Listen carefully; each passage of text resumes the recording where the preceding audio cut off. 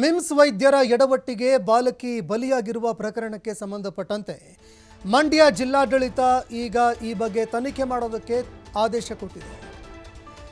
ಜಿಲ್ಲಾಧಿಕಾರಿ ಡಾಕ್ಟರ್ ಕುಮಾರ್ ಅವರು ಬಾಲಕಿ ಸಾವಿಗೆ ಇದೀಗ ತನಿಖೆ ಮಾಡೋದಕ್ಕೆ ಆದೇಶ ಕೊಟ್ಟಿದ್ದಾರೆ.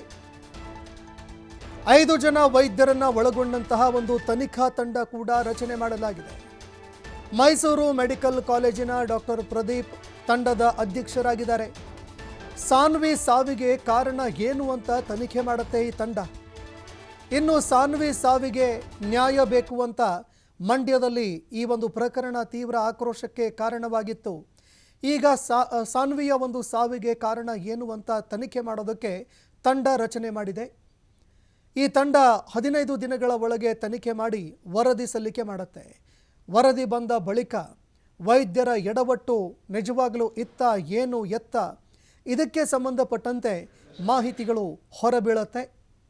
ಈ ಪ್ರಕರಣವನ್ನು ಗಂಭೀರವಾಗಿ ಪರಿಗಣಿಸಿದಂತಹ ಮಂಡ್ಯ ಜಿಲ್ಲಾಡಳಿತ, ಜಿಲ್ಲಾಧಿಕಾರಿಗಳು ಈ ಬಗ್ಗೆ ತನಿಖೆ ಮಾಡೋದಕ್ಕೆ ಈಗ ಸೂಚನೆ ಕೊಟ್ಟಿದ್ದಾರೆ.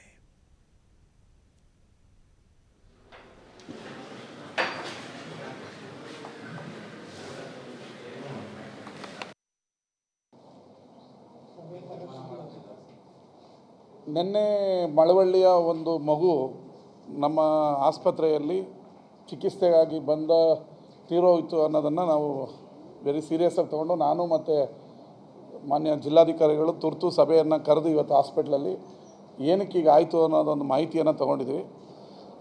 ಡಾಕ್ಟ್ರುಗಳು ಹೇಳೋದೇ ಬೇರೆ, ಪೋಷಕರು ಹೇಳೋದೇ ಬೇರೆ. ಅದಕ್ಕೋಸ್ಕರ ಮೈಸೂರು ಮೆಡಿಕಲ್ ಕಾಲೇಜಿನ ಒಂದು ಟೀಮನ್ನು ಈ ಮಗು ಏನಕ್ಕೆ ತೀರೋಯಿತು ಅದ್ರ ಬಗ್ಗೆ ಸೂಕ್ತ ತನಿಖೆ ಮಾಡಿ ವರದಿ ಕೊಡೋಕ್ಕೆ 15 ದಿನಗಳ ಟೈಮ್ ಕೊಟ್ಟು ಆರ್ಡ್ರ್ ಮಾಡಿದ್ದಾರೆ. ಮೈಸೂರು ಮೆಡಿಕಲ್ ಕಾಲೇಜ್ ವೈದ್ಯಕೀಯ ತಂಡ, ನುರಿತ ವೈದ್ಯಕೀಯ ತಂಡದ ಒಂದು ಟೀಮ್ ನಿನ್ನೆ ಮಗು ತೀರೋಗಿದ್ರ ಬಗ್ಗೆ ತನಿಖೆ ಮಾಡಿ ಜಿಲ್ಲಾಡಳಿತಕ್ಕೆ ವರದಿ ಕೊಡಬೇಕು ಅಂತೇಳಿ ಆರ್ಡ್ರ್ ಮಾಡಿದ್ದೀವಿ. ಡಾಕ್ಟ್ರುಗಳು ಹೇಳೋದು 4 ದಿನ ಮುಂಚೆ ಇದಾಗಿತ್ತು, ಅದು ನಮ್ಮದೇನು ತಪ್ಪಿಲ್ಲ, ನಾವು ಏನೇನು ಟ್ರೀಟ್ಮೆಂಟ್ ಕೊಡಬೇಕು ಎಲ್ಲ ಕೊಟ್ಟಿದ್ದೀವಿ. ಆದರೆ ಅನ್ಫಾರ್ಚುನೇಟ್ಲಿ ಮಗು ತೀರೋಗಿದೆ. ನಮ್ಮ ಆಸ್ಪತ್ರೆದು ನಮ್ಮ ವೈದ್ಯರದ್ದೇನು ತಪ್ಪಿಲ್ಲ ಅನ್ನೋ ಒಂದು ಮಾಹಿತಿಯನ್ನು ಸಭೆಗೆ ಕೊಟ್ಟಿದ್ದಾರೆ ಈಗ. ಬಟ್ ಆದರೆ ನನಗೂ ಅದು ತೃಪ್ತಿ ಆಗಿಲ್ಲ ಅವರ ಮಾತು.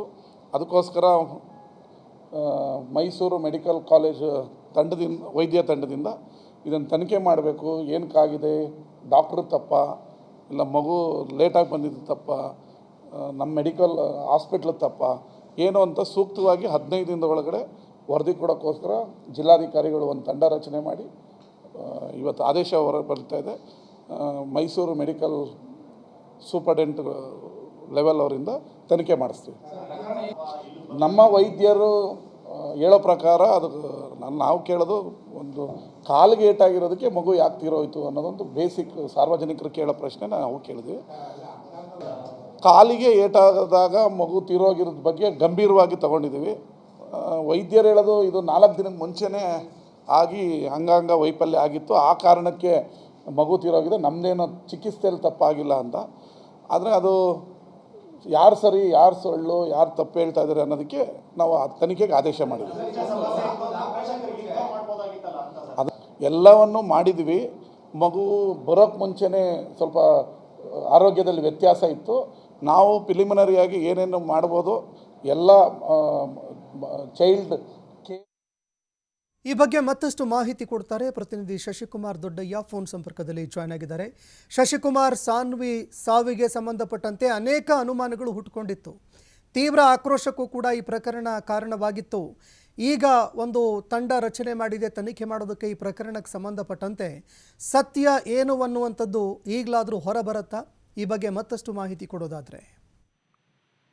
ಸಂತೋಷ್ ರಾಥೋಡ್, ಏನು ಮಂಡ್ಯದ ಮಿಮ್ಸ್ ಆಸ್ಪತ್ರೆಯಲ್ಲಿ ಕಳೆದ 3-4 ದಿನಗಳ ಹಿಂದಷ್ಟೇ ಏನು ಒಂದು ಬಾಲಕಿಯ ಸಾನ್ವಿಯ ಮೃತಕ್ಕೆ ಸಾವಿಗೆ ಕಾರಣವಾಗಿದ್ದಂತ ಪ್ರಕರಣ ಸಾಕಷ್ಟು ಒಂದು ಸದ್ದು ಮಾಡಿತ್ತು. ಆ ಪ್ರಕರಣವನ್ನ ಮಂಡ್ಯ ಜಿಲ್ಲಾಡಳಿತ ಕೂಡ ಗಂಭೀರವಾಗಿ ಪರಿಗಣಿಸಿರ್ತಕ್ಕಂಥದ್ದು. ನಿರೀಕ್ಷೆಯಂತೆ ಇವತ್ತು ಮಂಡ್ಯ ಜಿಲ್ಲಾಧಿಕಾರಿಗಳು ಮಂಡ್ಯದ ಮಿಮ್ಸ್ ಆಸ್ಪತ್ರೆಯ ಅಧೀಕ್ಷಕರ ಕಚೇರಿನಲ್ಲಿ ಏನು ಮಿಮ್ಸ್ ಡೈರೆಕ್ಟರ್ ಅವರ ಕಚೇರಿನಲ್ಲಿ ಶಾಸಕ ರವಿಕುಮಾರ್ ಗೌಡ ಅವರ ನೇತೃತ್ವದಲ್ಲಿ ಒಂದು ಸಭೆಯನ್ನು ಕೂಡ ಮಾಡಿರ್ತಕ್ಕಂಥದ್ದು. ತಪ್ಪಿತಸ್ಥ ವೈದ್ಯರೇನಿದ್ರು ಮತ್ತೆ ವೈದ್ಯ ಮುಖ್ಯಸ್ಥರುಗಳ ಒಂದು ತಂಡವನ್ನ ರಚನೆ ಮಾಡಿ ಅಲ್ಲಿ ಅವರಿಂದ ಒಂದಷ್ಟು ಮಾಹಿತಿಯನ್ನು ಕೂಡ ಪಡ್ಕೊಂಡಿರ್ತಕ್ಕಂಥದ್ದು. ಈ ಒಂದು ಪ್ರಕರಣಕ್ಕೆ ಸಂಬಂಧಪಟ್ಟಂತೆ 5 ನುರಿತ ವೈದ್ಯರನ್ನ ಒಳಗೊಂಡಂತ ತನಿಖಾ ತಂಡವನ್ನು ಕೂಡ ರಚನೆ ಮಾಡಿರ್ತಕ್ಕಂಥದ್ದು. ಅದರಲ್ಲಿ ಮೈಸೂರು ಮೆಡಿಕಲ್ ಕಾಲೇಜಿನ ಡಾಕ್ಟರ್ ಪ್ರದೀಪ್ ಅಂತ ಹೇಳಿ ಅವರು ಸಮಿತಿಯ ಅಧ್ಯಕ್ಷರಾಗಿರ್ತಾರೆ. ಇನ್ನು ಕಾರ್ಯದರ್ಶಿಯಾಗಿ ಮಂಡ್ಯದ DHO ಕಚೇರಿನಲ್ಲಿರ್ತಕ್ಕಂಥ ಡಾಕ್ಟರ್ ಸೋಮಶೇಖರ್ ಅವರು ಕಾರ್ಯದರ್ಶಿ ಆಗಿರ್ತಾರೆ. ಇನ್ನು ಉಳಿದಂತೆ 3 ಮಂಡ್ಯ ಜಿಲ್ಲೆ ಆದಿಚುಂಚನಗಿರಿಯ ಏಮ್ಸ್ ಆಸ್ಪತ್ರೆಯ ವೈದ್ಯರೇನಿರ್ತಾರೆ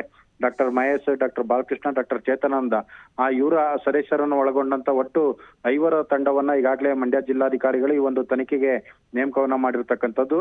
ತನಿಖೆಗೆ 15 ದಿನಗಳ ಒಂದು ಕಾಲಮಿತಿಯನ್ನು ಕೂಡ ನಿಗದಿಪಡಿಸಿರ್ತಕ್ಕಂಥದ್ದು. ಅಂದ್ರೆ 15 ದಿನದೊಳಗಡೆ ನೀವು ತನಿಖೆಯನ್ನ ಮಾಡಿ ಸಂಪೂರ್ಣ ವರದಿಯನ್ನ ಕೊಡಬೇಕು ಅಂತೇಳಿ ಕೂಡ ಒಂದು ಸೂಚನೆಯನ್ನ ಕೊಟ್ಟಿರ್ತಕ್ಕಂಥದ್ದು. ಹೀಗಾಗಿ ಈ ಒಂದು ತನಿಖಾ ತಂಡ ನಾಳೆ ಮಂಡ್ಯದ ಮಿಮ್ಸ್ ಆಸ್ಪತ್ರೆಗೆ ಬರುವಂತ ಸಾಧ್ಯತೆ ಇರತಕ್ಕಂಥದ್ದು. ಯಾಕಂತ ಹೇಳಿದ್ರೆ ಈ ಪ್ರಕರಣ ಏನು ಸಾನ್ವಿ ಸಾವಿಗೆ ಈ ಹಿಂದೆ ಅನಾರೋಗ್ಯಕ್ಕೆ ತುತ್ತಾಗಿದ್ದಂತ ಏನು ಸಾನ್ವಿಗೆ ಅಂಗಾಂಗ ವೈಫಲ್ಯ ಹಿಂದೆನೆ ಇತ್ತು ಅಂತೇಳಿ ವೈದ್ಯರು ಹೇಳ್ತಿರ್ತಕ್ಕಂಥದ್ದು. ಆದ್ರೆ ಆರಂಭದಲ್ಲಿ ಆಸ್ಪತ್ರೆಗೆ ಬಂದಂತ ಸಂದರ್ಭದಲ್ಲಿ ಅವ್ರ ಕುಟುಂಬಸ್ಥರು ಹೇಳೋ ಪ್ರಕಾರವಾಗಿ ಸಾನ್ವಿ ಆರೋಗ್ಯವಾಗಿ ಇದ್ರು, ಶಸ್ತ್ರಚಿಕಿತ್ಸೆ ಮಾಡಿದ್ರೆ ಸರಿ ಹೋಗ್ತಾಳೆ ಅಂತ ಹೇಳಿದ್ರು. ಅಂದ್ರೆ ಕಾಲ್ ನೋವಿಗೆ ಅಂತ ಹೇಳಿ ಕರ್ಕೊ ಬಂದಂತ ಸಾನ್ವಿ ಈಗ ಅಂಗಾಂಗ ವೈಫಲ್ಯ ಅಂತೇಳಿ ವೈದ್ಯರು ಸುಳ್ಳನ್ನ ಹೇಳ್ತಿದ್ದಾರೆ.